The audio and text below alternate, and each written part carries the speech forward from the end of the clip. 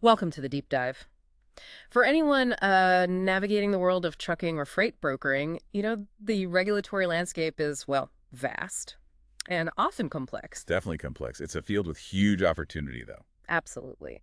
But like any venture, it really starts with understanding those crucial first steps, especially, the paperwork. Today, we're really zeroing in on one specific compliance step. It's non-negotiable, often misunderstood, sometimes even overlooked. And that can be a big problem. Exactly. Right. We're talking about the BOC-3 form. It's not just some item on a checklist, is it? Not at all. It's surprisingly critical. Ignore it, and, well, it can stop your business goal before you even start. So our mission here in this deep dive is to demystify this BOC-3. We want to unpack exactly what it is, why it matters so much, and how it fits into the whole DOT paperwork picture, the FMCSA rules. But without all the confusing legal jargon. Right. Think of this as your kind of shortcut to understanding this vital step. Hopefully you'll gain clarity and avoid some potential traps. Okay, let's unpack this then. What exactly is a BOC-3? That name, blanket of coverage, it sounds kind of intriguing. It does, but it's quite literal, actually. BOC-3, it just stands for Blanket of Coverage. And it's a mandatory form required by the Federal Motor Carrier Safety Administration, the FMCSA. Right, the FMCSA. And who needs this? Is it just the big trucking companies? Nope, not at all. It's for pretty much anyone looking to run a trucking company, act as a freight broker, or even work as a freight forwarder. It's really fundamental. Okay. Non-negotiable then. Definitely. And its main job at its core is to officially designate a process agent, and not just anywhere in every single state where your company operates or might even potentially do business. Every state. Wow. Yeah. Think of it like a foundational piece of your compliance setup. Everything else kind of builds on it. Okay, that makes sense. Establishing that official presence everywhere. So this process agent you mentioned sounds like a really key role. What exactly are they, and why is having one so vital, even if you're just, say, a small operation? Yeah, they're crucial. You can think of a process agent as like your company's official legal mailbox in each state. A legal mailbox. So maybe a legal point of contact. Their function is pretty straightforward, but absolutely critical. If your business, say, gets sued or receives any important legal documents, things like court summons, official government notices, the process agent is the person who officially accepts those documents for you on your behalf. Ah, okay, so they're the designated receiver. Exactly. And what's really insightful here is why the FMCSA requires this. They want to make absolutely sure there's always a real, verifiable person, a physical presence available to accept legal contact for your business. Regardless of where your trucks actually are. Precisely. Doesn't matter where you're driving or where your operations are based. It's about accountability across state lines. It ensures you're traceable, legally present, even if you just run one truck or broker a few loads now and then. So it guarantees a clear path for legal recourse. That's the idea. It's important for consumer protection, regulatory oversight, all of that. That's a really crucial distinction. Okay, so you've got this legal representative set up in each state via the BOC-3.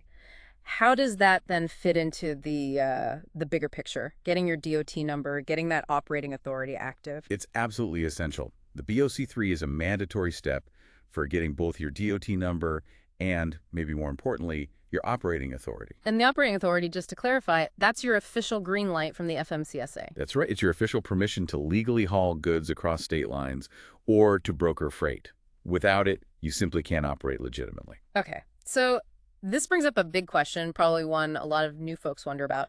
What actually happens if you try to skip the BOC-3 or maybe just mess it up? Well, the consequences are pretty severe. It's not a minor oversight. First off, the FMCSA simply will not activate your DOT number, period. Okay, stop number one. Right.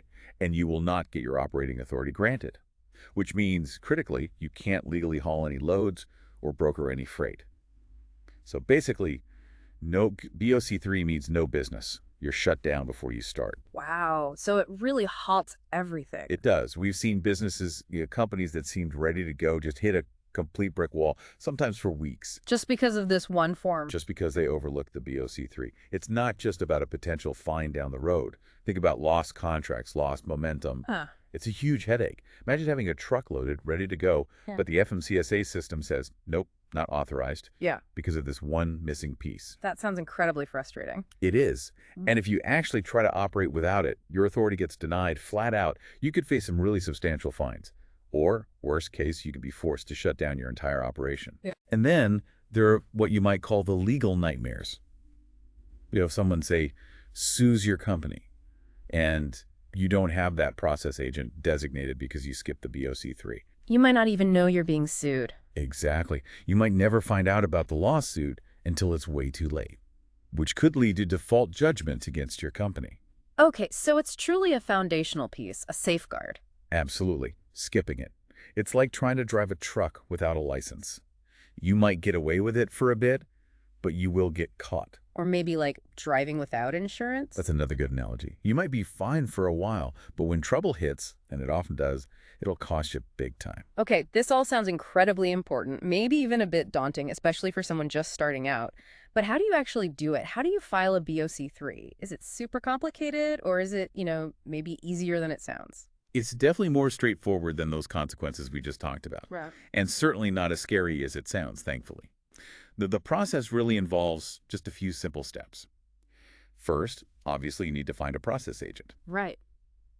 Where do you find one? Well, there are many companies that specialize in exactly this service.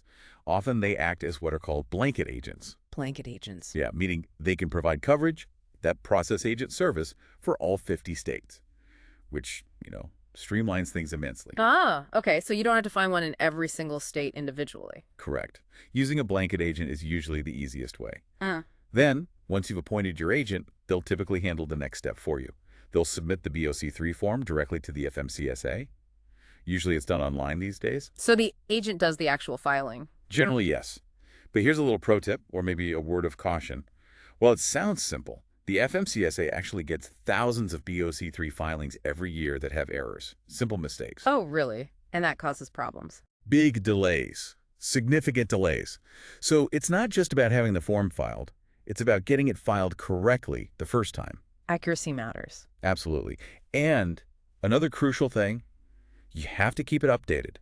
If your business details change, maybe your main address, contact info, you need to make sure your BOC-3 filing reflects those changes. Okay, so it's not a one-and-done thing. Not necessarily. And look, many trucking compliance services out there, they can handle all of this for you. Finding the agent, the filing, the updates. It takes a pretty significant administrative burden off your shoulders and helps ensure that accuracy we talked about. That sounds like a worthwhile investment, honestly. For many, it really is. Avoids a lot of potential headaches. Okay, so I think the core message here is just undeniably clear. DOT paperwork, and specifically this BOC-3, it's not just another administrative hoop you have to jump through, is it? Not at all. It is without question an absolutely critical, non-negotiable step. For anyone serious about building a legitimate, thriving business in trucking or freight brokering or freight forwarding. Can't build without the foundation. Exactly. So just to recap the key takeaways for everyone listening. 1, the BOC-3 officially names your vital process agents in every state you plan to operate in. Right, your legal mailbox. 2, this FMCSA process agent is your company's essential legal representative, making sure crucial documents get to you. 3, it's an absolute must-have for getting your operating authority, your license to do business. The green light. And maybe most importantly, don't skip it. Just don't. Because, bottom line, no BOC-3 means no legal trucking or freight brokering business for you, period. Indeed. It really underscores something broader, I think. How often these seemingly small, maybe administrative compliance details in any venture, how they might actually hold the key, either to unlocking bigger opportunities down the road or, maybe more critically, avoiding those unforeseen shutdowns. Definitely something to think about.